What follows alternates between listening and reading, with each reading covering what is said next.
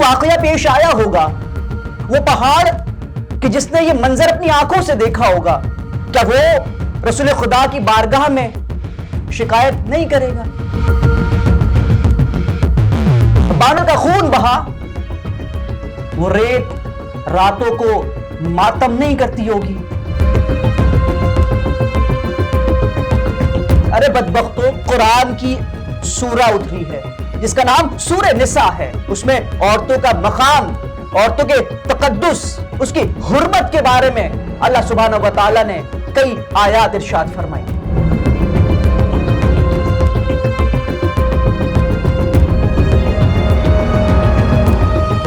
اب بسم اللہ الرحمن الرحیم، السلام علیکم ناظرین کرام۔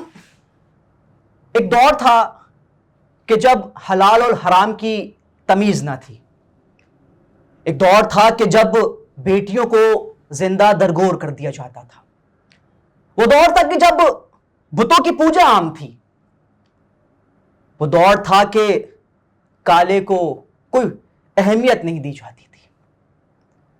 پھر رب کائنات نے اپنے محبوب وجہ تخلیق کائنات جناب محمد مصطفیٰ صلی اللہ علیہ وسلم کو بھیجا۔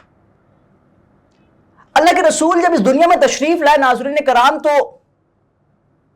حلال اور حرام کے درمیان فرق کو واضح کیا۔ اللہ کے رسول نے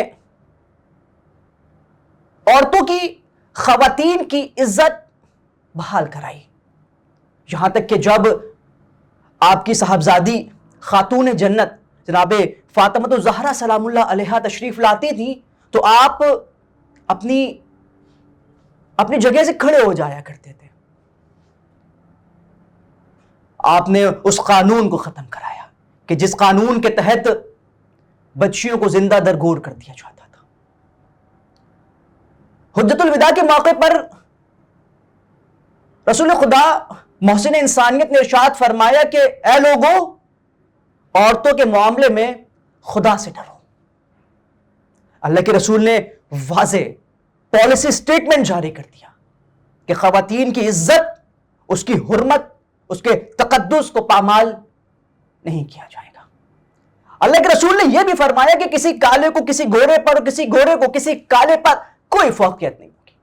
فوقیت کا معیار اگر کچھ ہوگا تو فقط صرف اور صرف تقویٰ ہوگا۔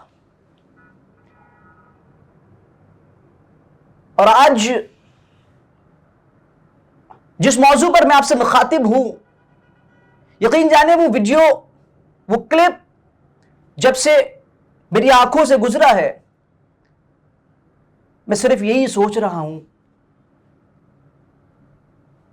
کہ جب وہ واقعہ پیش آیا ہوگا، وہ پہاڑ کہ جس نے یہ منظر اپنی آنکھوں سے دیکھا ہوگا، کیا وہ رسول خدا کی بارگاہ میں شکایت نہیں کرے گا؟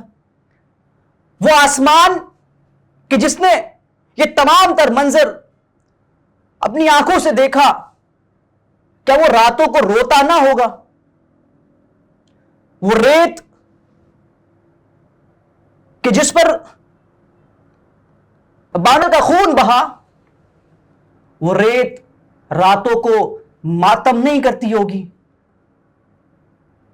بلوچستان کے اندر غیرت کے نام پر، اور غیرت کے نام پر قتل، ناظرین کرام، اسلام کا اس سے کوئی تعلق نہیں ہے۔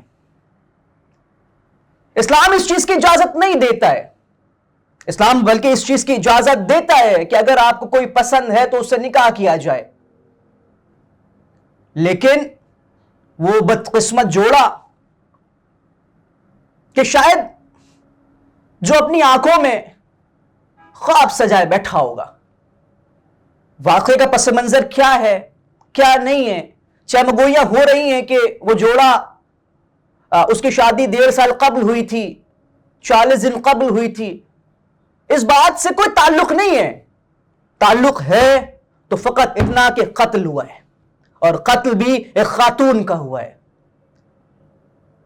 وہ انسان نہیں ہے، وہ مرد موجود نہیں ہے۔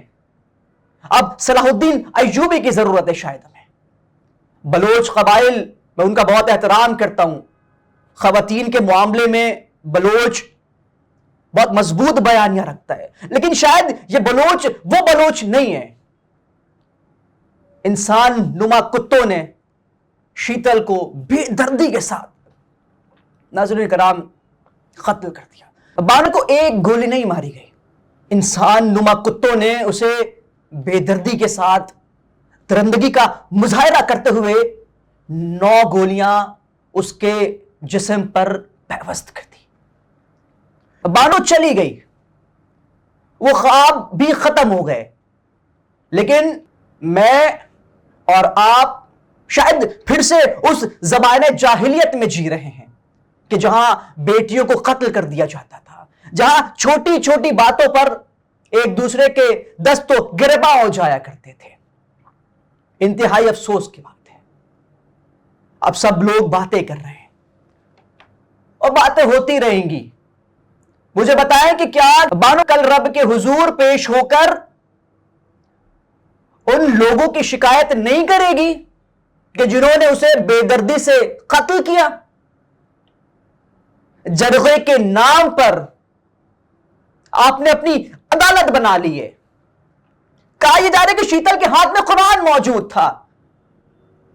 ارے بدبختو، اسی قرآن کی سورہ اتری ہے جس کا نام سورہ نساء ہے، اس میں عورتوں کا مقام، عورتوں کے تقدس، اس کی حرمت کے بارے میں اللہ سبحانہ و تعالیٰ نے کئی آیات ارشاد فرمائی۔ مجھے بتائیں کہ کل جب آپ رسول خدا کی بارگاہ میں پیش ہوں گے، جب جناب فاطمہ الزہرا سلام اللہ علیہا نے سوال کر لیا کہ اے میرے نانا کے امتی، تو یہ بتا تو نے اس کو قتل کیوں کیا؟ اس کا کیا جرم تھا؟ کیا اس نے کوئی قتل کیا تھا؟ کیا جواب دیں گے؟ بحیثیت مسلمان میں اور آپ فیل ہو چکے ہیں۔ ہم کس جانب جا رہے ہیں ہمیں اس بات کا ادراک نہیں ہے۔